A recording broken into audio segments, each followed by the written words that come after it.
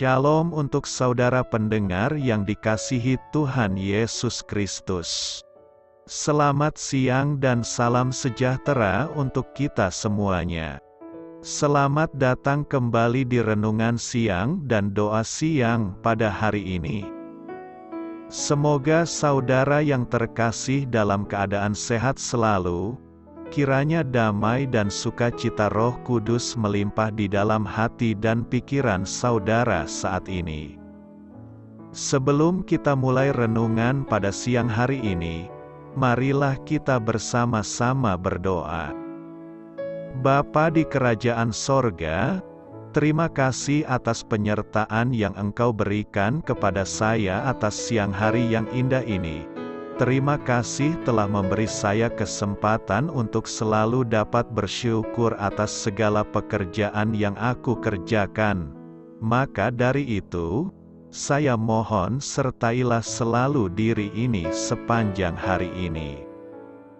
Terima kasih atas berkat Tuhan hingga saat ini aku masih bisa merasakan kebaikan Tuhan dan buatlah agar bibirku selalu mengucap syukur kepadamu. Tuhan Yesus Kristus, terima kasih pada saat ini saya masih bisa bekerja.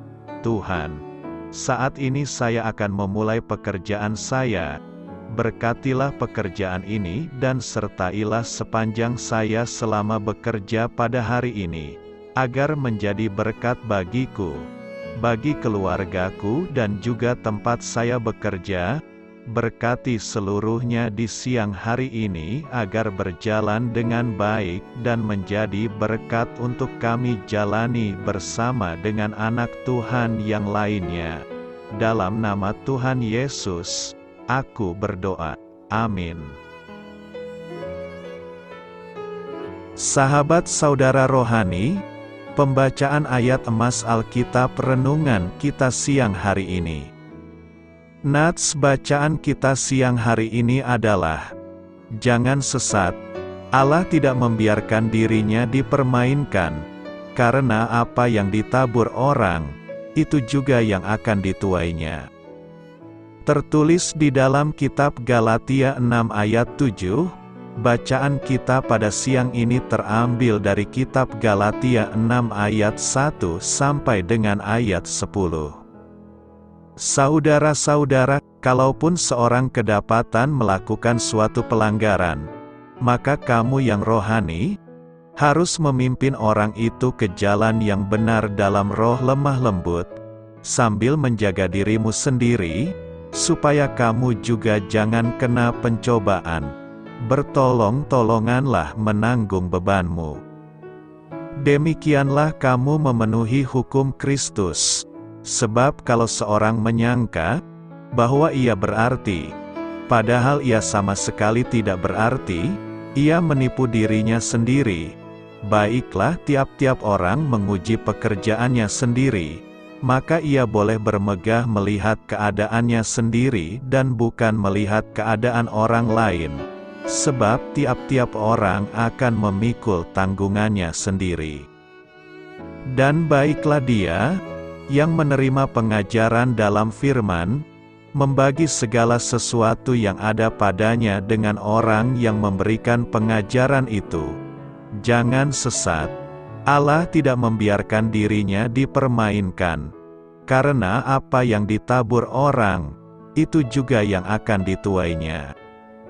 Sebab barang siapa menabur dalam dagingnya, ia akan menuai kebinasaan dari dagingnya. Tetapi barang siapa menabur dalam roh, ia akan menuai hidup yang kekal dari roh itu.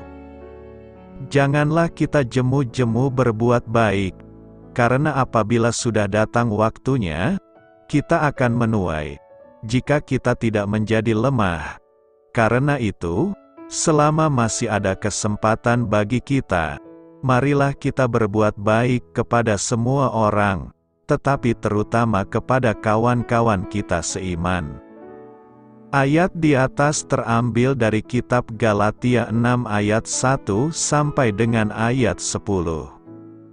Mari kita mulai renungan siang kita. Judul renungan kita hari ini adalah Menabur dan menuai, kata bijak Alkitab hari ini adalah sebuah alasan untuk melakukan hal benar hari ini adalah hari esok. Cerita renungan siang kita hari ini adalah, waktu itu diri saya tampak masih lugu. Saya baru saja pulang dari sekolah dan memberitahu ibu bahwa saya akan pergi ke rumah seorang teman untuk bermain football. Ibu bersikeras agar saya tetap di rumah dan mengerjakan PR.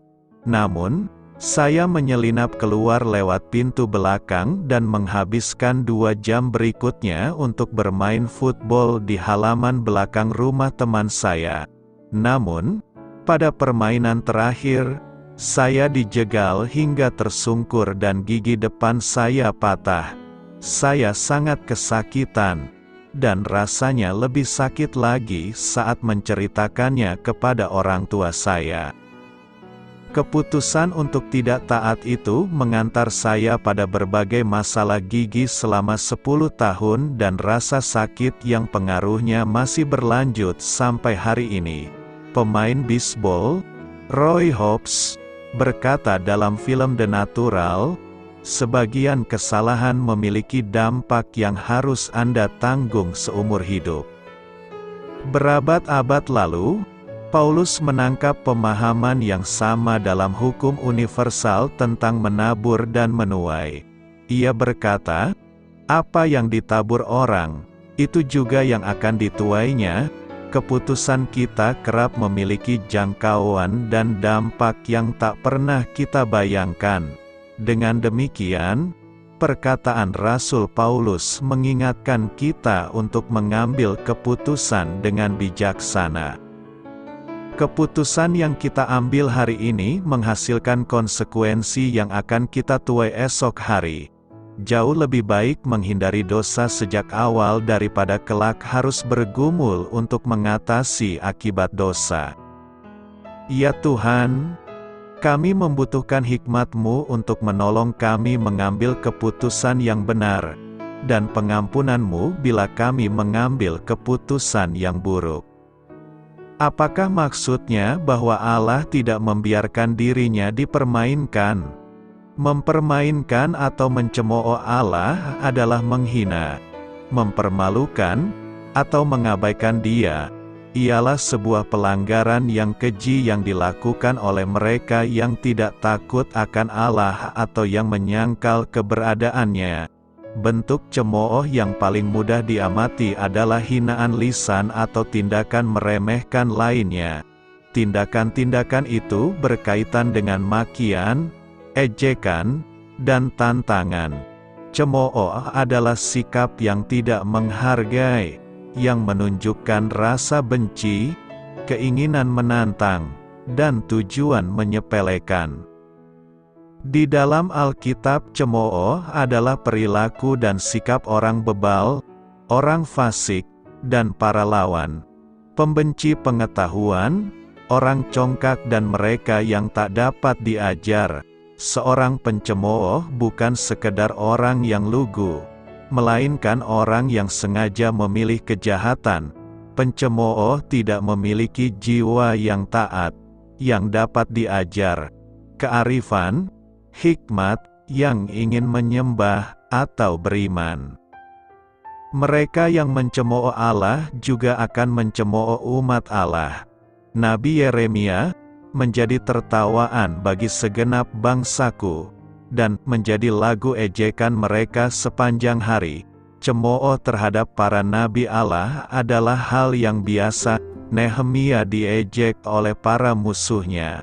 Elisa diejek oleh pemuda dari Betel dan tentunya Tuhan Yesus kita diejek oleh Herodes dan para prajuritnya, oleh prajurit Romawi, oleh salah satu penjahat yang disalib dan oleh para pemuka agama Yahudi yang berdiri di hadapan salib.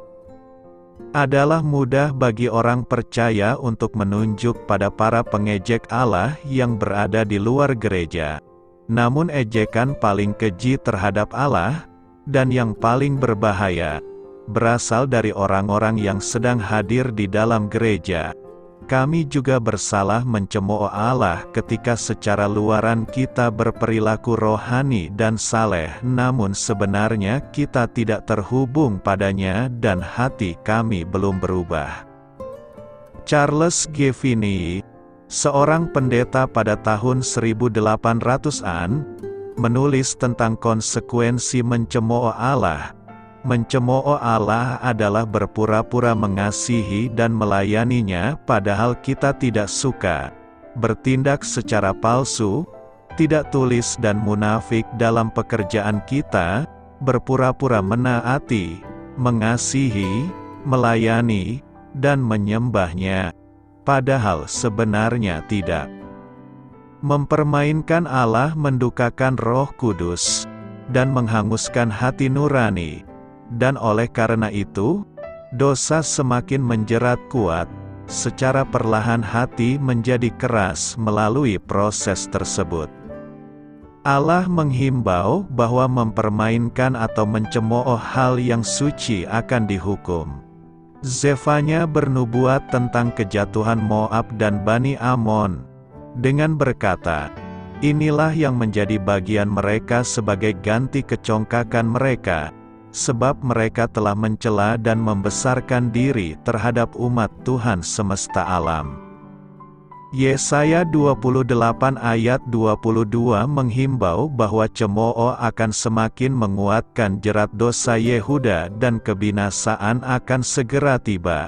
Amsal 3 ayat 34 mengajar bahwa Allah akan mencemooh para pencemooh namun menunjukkan perkenanannya pada mereka yang rendah hati dan ditindas. 2 Raja-Raja 2 ayat 24 merekam hukuman para pemuda yang mencemooh Elisa. Inilah yang dimaksud oleh ajaran bahwa Allah tidak akan dipermainkan. Ada akibat dari pengabaian peraturan Allah dan sengaja memilih berdosa. Adam dan Hawa mencoba, dan malah mendatangkan sengsara dan kematian ke dalam dunia. Tipu daya Ananias dan Safira mendatangkan hukuman seketika. Galatia 6 ayat 7 mengajarkan prinsip yang berlaku. Jangan sesat, Allah tidak membiarkan dirinya dipermainkan. Karena apa yang ditabur orang, itu juga yang akan dituainya. Allah tidak dapat ditipu. Dosa Achan dan kaburnya Yunus tidak luput dari perhatian Allah. Ucapan Yesus yang diulang kepada setiap gereja di Wahyu pasal 2-3 adalah, "Aku tahu segala pekerjaanmu." Kita hanya menipu diri ketika beranggapan bahwa sikap dan tindakan kita luput dari perhatian Allah yang Maha Kuasa dan Maha Tahu. Alkitab telah menunjukkan cara hidup yang diberkati, terkadang melalui teladan orang-orang saleh dan kadang melalui contoh buruk mereka yang memilih jalan lain. Mazmur 1 ayat 1-3 mengajar, "Berbahagialah orang yang tidak berjalan menurut nasihat orang fasik, yang tidak berdiri di jalan orang berdosa, dan yang tidak duduk dalam kumpulan pencemooh tetapi yang kesukaannya ialah Taurat Tuhan, dan yang merenungkan Taurat itu siang dan malam. Ia seperti pohon, yang ditanam di tepi aliran air, yang menghasilkan buahnya pada musimnya, dan yang tidak layu daunnya, apa saja yang diperbuatnya berhasil." Jangan mempermainkan Allah. Galatia 6 ayat 7 berkata demikian. Jangan sesat, Allah tidak membiarkan dirinya dipermainkan, karena apa yang ditabur orang, itu juga yang akan dituainya. Mempermainkan atau mencemooh Allah adalah menghina, mempermalukan, atau mengabaikan Dia. Tindakan mempermainkan Allah disebut dengan sesat. Mempermainkan Allah sebuah pelanggaran yang keji yang dilakukan oleh mereka yang tidak takut akan Allah atau yang menyangkal keberadaannya. Bentuk cemooh yang paling mudah diamati adalah hinaan lisan atau tindakan meremehkan lainnya. tindakan-tindakan itu berkaitan dengan makian, ejekan, dan tantangan. Cemooh adalah sikap yang tidak menghargai, yang menunjukkan rasa benci, keinginan menantang, dan tujuan menyepelekan. Di dalam Alkitab, cemooh adalah perilaku dan sikap orang bebal, orang fasik, dan para lawan, pembenci pengetahuan, orang congkak, dan mereka yang tak dapat diajar. Seorang pencemooh bukan sekedar orang yang lugu, melainkan orang yang sengaja memilih kejahatan. Pencemooh tidak memiliki jiwa yang taat, yang dapat diajar, kearifan, hikmat, yang ingin menyembah, atau beriman. Mereka yang mencemooh Allah juga akan mencemooh umat Allah. Nabi Yeremia menjadi tertawaan bagi segenap bangsaku, dan menjadi lagu ejekan mereka sepanjang hari. Cemooh terhadap para nabi Allah adalah hal yang biasa. Nehemia diejek oleh para musuhnya. Elisa diejek oleh pemuda dari Betel. Dan tentunya Tuhan Yesus kita diejek oleh Herodes dan para prajuritnya, oleh prajurit Romawi, oleh salah satu penjahat yang disalib, dan oleh para pemuka agama Yahudi yang berdiri di hadapan salib. Adalah mudah bagi orang percaya untuk menunjuk pada para pengejek Allah yang berada di luar gereja. Namun ejekan paling keji terhadap Allah, dan yang paling berbahaya, berasal dari orang-orang yang sedang hadir di dalam gereja. Kami juga bersalah mencemooh Allah ketika secara luaran kita berperilaku rohani dan saleh, namun sebenarnya kita tidak terhubung padanya dan hati kami belum berubah. Tentu jika kita mencemooh Allah, maka kita akan menerima konsekuensinya. Mencemooh Allah adalah berpura-pura mengasihi dan melayaninya padahal kita tidak suka, bertindak secara palsu, tidak tulis dan munafik dalam pekerjaan kita, berpura-pura menaati, mengasihi, melayani, dan menyembahnya, padahal sebenarnya tidak, mempermainkan Allah, mendukakan Roh Kudus, dan menghanguskan hati nurani, dan oleh karena itu, dosa semakin menjerat kuat, secara perlahan hati menjadi keras melalui proses tersebut. Allah menghimbau bahwa mempermainkan atau mencemooh hal yang suci akan dihukum. Zefanya bernubuat tentang kejatuhan Moab dan Bani Amon, dengan berkata, "Inilah yang menjadi bagian mereka sebagai ganti kecongkakan mereka, sebab mereka telah mencela dan membesarkan diri terhadap umat Tuhan semesta alam."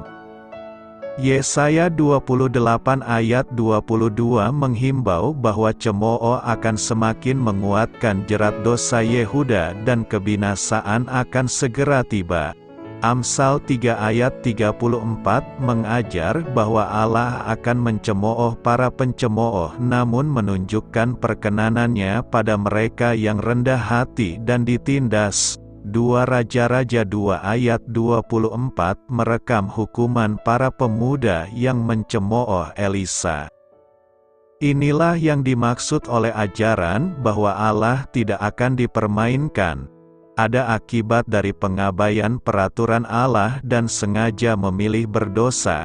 Adam dan Hawa mencoba, dan malah mendatangkan sengsara dan kematian ke dalam dunia. Tipu daya Ananias dan Safira mendatangkan hukuman seketika. Galatia 6 ayat 7 mengajarkan prinsip yang berlaku.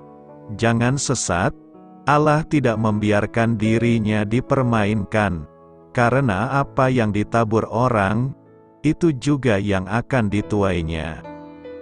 Allah tidak dapat ditipu. Dosa Achan dan kaburnya Yunus tidak luput dari perhatian Allah. Ucapan Yesus yang diulang kepada setiap gereja di Wahyu pasal 2-3 adalah, "Aku tahu segala pekerjaanmu. kita hanya menipu diri ketika beranggapan bahwa sikap dan tindakan kita luput dari perhatian Allah yang Maha Kuasa dan Maha Tahu. Alkitab telah menunjukkan cara hidup yang diberkati, terkadang melalui teladan orang-orang saleh dan kadang melalui contoh buruk mereka yang memilih jalan lain. Mazmur 1 ayat 1-3 mengajar, "Berbahagialah orang yang tidak berjalan menurut nasihat orang fasik, yang tidak berdiri di jalan orang berdosa, dan yang tidak duduk dalam kumpulan pencemooh, tetapi yang kesukaannya ialah Taurat Tuhan, dan yang merenungkan Taurat itu siang dan malam. Ia seperti pohon yang ditanam di tepi aliran air, yang menghasilkan buahnya pada musimnya, dan yang tidak layu daunnya, apa saja yang diperbuatnya berhasil. Karena itu, hindarilah mencemooh dan mempermainkan Allah, sebab Allah akan membalas cemooh kita sesuai dengan kehendaknya." Jangan sesat, Allah tidak mau dipermainkan, sahabat yang baik hati. Seekor tikus bernasib sial karena berteman dengan seekor katak. Katak itu berencana menipunya. Dengan bujuk rayunya, dia berhasil mengikat kaki tikus itu dengan kakinya sendiri, dan mereka segera melompat mencari makanan. Akhirnya mereka tiba di tepi danau. Katak itu segera menyelam, sambil berteriak, "Kroak, kroak, kroak," dan menyeret tikus itu bersamanya. Tikus malang itu tenggelam dan bangkainya timbul ke permukaan. Masih terikat dengan kaki katak, seekor burung gagak melihat hal ini. Dia menukik dan menangkap tubuh tikus dengan cengkramannya, dan membawanya bersama katak yang tak berdaya itu yang sekarang menjadi bagian dari santapan malam si burung gagak. Sahabat yang baik hati, menjadi bagian orang percaya, bukan berarti kita bisa lepas dari masalah yang timbul sebagai akibat dari tindakan dan kesalahan kita. Perbuatan jahat yang sengaja dilakukan akan selalu ada akibatnya, sekalipun kita berdoa sebelum melakukan perbuatan itu.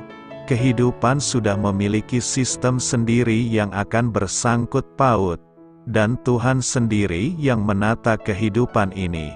Segala kejahatan yang mengganggu atau yang mau merusak tatanan yang Allah buat, sekalipun itu hanya kejahatan kecil, tindakan jahat itu akan berdampak buruk pada kehidupan dan bagi pelaku itu sendiri. Oleh karena itu, setiap orang percaya memiliki tanggung jawab iman untuk melestarikan kehidupan yang telah Tuhan tata sedemikian rupa. Bahkan Tuhan telah selamatkan dengan pengorbanan Yesus Kristus. Kita terpanggil untuk melakukan kebaikan dengan saling membantu dan saling menolong di dalam Tuhan. Kita akan dimampukan melakukan kebaikan ketika kita hidup di dalam Roh-Nya, yaitu hidup di dalam semangat Yesus Kristus. Alasan kita untuk melakukan kebaikan adalah karena Tuhan telah terlebih dahulu melakukannya. Dia telah memberi teladan kepada kita. Dengan renungan pagi ini, kita diingatkan bahwa Allah itu benar dalam semua tindakannya. Sehebat apapun manusia menutupi kejahatannya dan kelihayannya menipu orang lain, Tuhan adalah Maha Tahu dan adil dalam semua tindakannya. Tidak ada yang luput dari pengamatan Tuhan. Tabur tuai tetap menjadi peringatan dalam hidup. Jika kita menabur kebaikan, kebaikan itu akan berlipat ganda menghasilkan kebaikan, dan sebaliknya bibit yang buruk yang ditabur akan mendatangkan berbagai keburukan yang tidak disangka dan dipikirkan bisa terjadi pada hidup kita. Tetapi mereka yang mengenal dosanya akan mendapat pengampunan dan berkat yang melimpah dari Tuhan. Tuhan yang kita sembah adalah Tuhan yang tak mengenal kata kompromi. Karena itu firman-Nya memperingatkan dengan keras, barang siapa yang berbuat jahat, biarlah ia terus berbuat jahat, barang siapa yang cemar, biarlah ia terus cemar, dan barang siapa yang benar, biarlah ia terus berbuat kebenaran, barang siapa yang kudus, biarlah ia terus menguduskan dirinya. Dengan kata lain, Tuhan adalah pribadi yang tidak dapat dipermainkan oleh siapapun. Apa yang ditabur orang, itu juga yang akan dituainya. Kalau manusia saja tidak ingin dirinya dipermainkan oleh sesamanya, apalagi Tuhan. Mungkin banyak di antara kita yang bertanya dalam hati, bagaimana mungkin aku mempermainkan Tuhan? Faktanya, seringkali tanpa sadar kita sudah dan terlalu sering mempermainkan Tuhan. Bukti nyata bahwa kita sering mempermainkan Tuhan adalah kita masih sering melakukan pelanggaran atau dosa. Ada orang yang menyadari akan kesalahannya lalu segera minta ampun kepada Tuhan, seperti yang dilakukan Daud. Tuhan panjang sabar dan berlimpah kasih setia, sehingga ketika kita mengakui dosa-dosa kita di hadapan-Nya, Dia pasti akan mengampuni dan menyucikan kita. Tetapi ada orang yang secara sengaja mempermainkan Tuhan, sudah tahu kebenaran tapi secara sengaja berbuat dosa, sudah tahu dosa dan bisa menolak dosa tetapi memilih untuk tetap berbuat dosa, tetap melanggar firman Tuhan. Orang seperti inilah yang telah mempermainkan Tuhan dan jelas tidak akan ada pengampunan baginya. Sebab jika kita sengaja berbuat dosa, sesudah memperoleh pengetahuan tentang kebenaran, maka tidak ada lagi korban untuk menghapus dosa itu. Kita juga disebut sedang mempermainkan Tuhan, yaitu ketika kita menduakan Tuhan. Sudah percaya Tuhan, tetapi pada saat yang bersamaan kita masih percaya kepada ilah lain. Perbuatan semacam ini membangkitkan cemburu dan sakit hati Tuhan. Mereka membangkitkan cemburunya dengan Allah asing, mereka menimbulkan sakit hatinya dengan dewa kekejian. Ini adalah kekejian dan kejahatan besar di mata Tuhan. Sahabatku, Tuhan memberkati saudara dengan melimpahkan segala kebaikan dalam hidup saudara. Amin.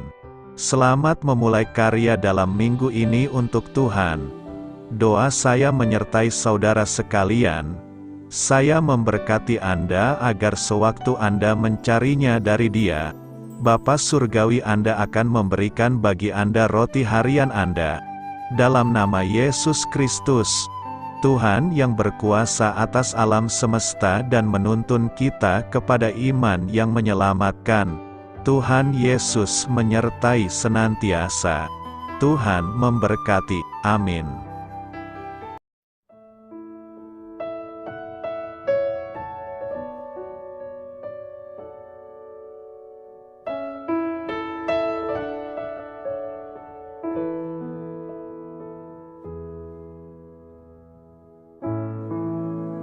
Demikianlah renungan firman Tuhan pada siang hari ini. Semoga menjadi kekuatan di dalam hidup kita dan menjadikan kita pribadi yang lebih sukses. Sebelum kita memulai aktivitas hari ini, marilah kita berdoa. Bapa kami yang ada di sorga, terima kasih atas kasih dan kebaikan Tuhan yang begitu besar buat kami. Tuntunlah perbuatanku agar di sepanjang hari ini saya bisa bekerja sebaik-baiknya, tidak pernah jemu menolong sesama, selalu ramah dan tahu terima kasih, menghayati iman dan mengamalkannya dengan sekuat tenagaku. Semua ini saya sampaikan kepadamu, dengan pengantaraan Kristus, Tuhan kami. Allah, Bapa kami, Kami bersyukur kepadamu, bahwa dengan bekerja kami boleh ambil bagian di dalam karya-Mu mensejahterakan dan membahagiakan umat manusia. Kami mohon bimbingan-Mu dalam melaksanakan pekerjaan kami hari ini. Bimbinglah kami agar sanggup bekerja dengan semangat kasih, dengan riang, rajin dan jujur. Terima kasih, Tuhan. Amin. Dalam nama Tuhan Yesus Kristus Tuhan dan Juru Selamat kami, Bapa kami yang baik, kami mengucap syukur dan berdoa. Amin. Biarlah firman Tuhan menjadi pengingat untuk kita semua, bahwa tuntunan dari Roh Kudus akan selalu memberi jalan keluar bagi setiap permasalahan hidup kita, dan memberi kedamaian di hati kita. Amin. Sampai jumpa di renungan siang saudara rohani berikutnya. Shalom.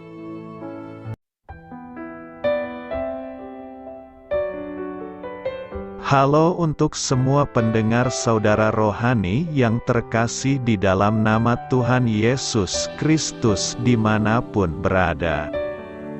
Mari dukung kami, tim redaksi Renungan Harian Saudara Rohani, dengan cara memberikan bantuan, kritik dan masukan. Saudara dapat memberikan masukan melalui kolom komentar di bawah atau mengirim kepada kami langsung melalui email yang tertera di layar Anda, saudararohani@gmail.com. Jika saudara terberkati melalui renungan ini, saudara dapat mendoakan kami dan memberikan bantuan lainnya dengan mengirim email kepada kami. Saya berdoa agar saudara sekalian bahagia dan sehat selalu. Amin.